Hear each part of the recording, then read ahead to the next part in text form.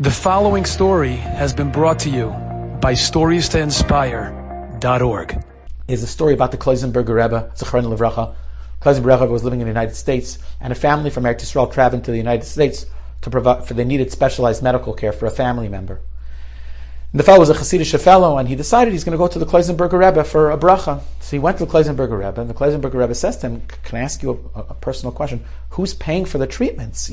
I'm sure insurance doesn't cover it." And the fellow says, "Yeah, we're really not sure what to do." And the Kloisenberger Rebbe says, "I'd love to have a schus." And then he reaches into his pocket, and he gives the fellow $10. The fellow says, "Thank you, Rebbe." And he walks, he's very out, he's taken aback. $10? This medical care is going to be tens of thousands of dollars. What's the $10? And he's a little bit down.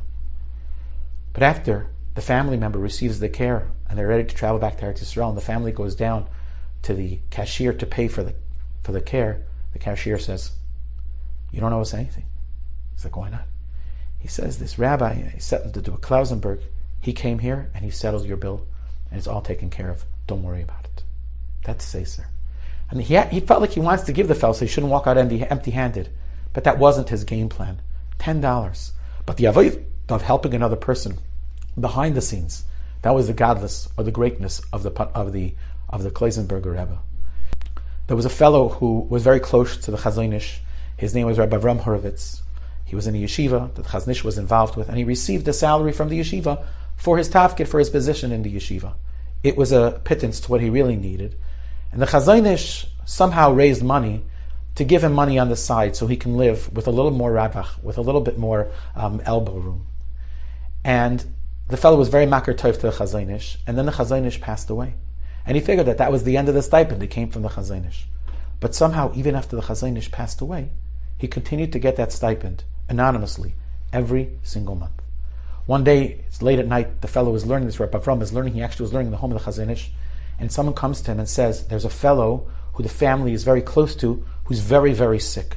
It doesn't seem like he's going to make it. Can you go there so that he's not nifter when no one's around? He doesn't pass away when no one's around." It's late at night. He goes there. There's one other fellow there, and the fellow is literally in the throes of death, and a few minutes later he passes away. He's nifter. And this fellow, Rabbi Avram, and the other fellow, they take him off the bed as is traditional, and we do light a candle, all the different things that are done when a person passes away. And then the fellow leaves, the other fellow leaves, and Rabbi Avram's alone with the person that passed away. And he says to him, and he's the shomer, you're not supposed to leave a body alone, until someone else came, and the rest of the process of the funeral and the burial happened. And then the strangest thing happened. He was supposed to get a stipend the next month, and he didn't get it. And all of a sudden he put two and two together. I wonder if it was this fellow that I was there when he passed away, that I stayed with after his death. I wonder if he was the one that was providing the stipend. And he did a little bit of research, and he realized that all the years, this was the fellow that was giving the Chazon Ish money to give to him. And that even after the Chazon Ish passed away, the fellow was still alive, and he was still giving the stipend. 100% bisasar, 100% clandestinely. Now think about the brilliance here. The fellow needed a chesed shalem, as this dead fellow was in the middle of the night, and who knows who's around. And he needed somebody to do something for him, to be there for him, to be his shomer, to watch him as halachically stipulated and mandated. And who did Hashem have do it for him? This fellow, the fellow that he'd been taking care of, the fellow that he'd been supporting. Because you see, when you do something b'seser, like we said before, it's a totally different new nature. And Hashem does things which are so, it can't be happenstance. It just can't be, random. HaKadosh Baruch Hu lines up the world in a different way. Because when you tap into Seser, you tap into Baruch, which is the Rebbeinu Shalom, the source of all blessing. And then incredible and amazing things could happen and transpire. Enjoyed this story? Come again. Bring a friend.